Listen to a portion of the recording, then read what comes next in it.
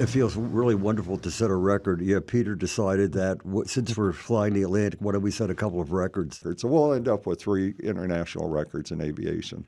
Not bad for a 72-year-old and what, an 89-and-a-half-year-old? 89 and a half, yeah.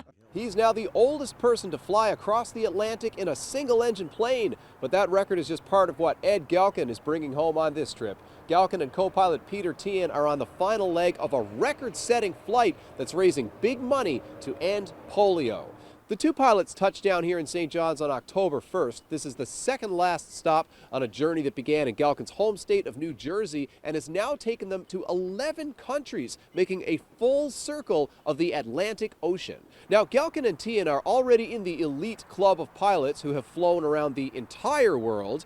Galkin became the oldest person to ever do it at 87 years old. And in 2023, Teahan raised millions of dollars for the fight against polio with a flight around the world. Galkin says it was that charity flight that inspired him to pick up the phone and start planning a new adventure.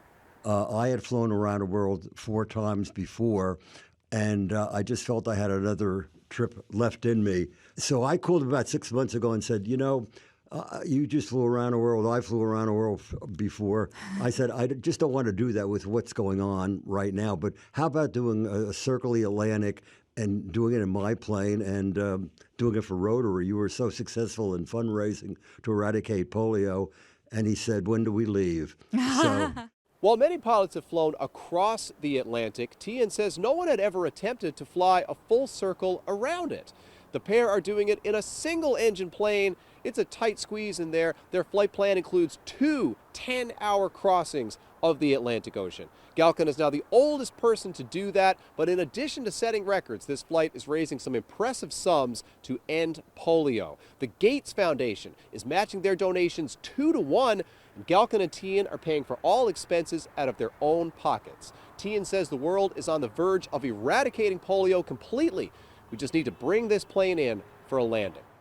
And you look back in 1985, 1,000 children were being infected by polio each day. Right now, the current number is 30 cases since January.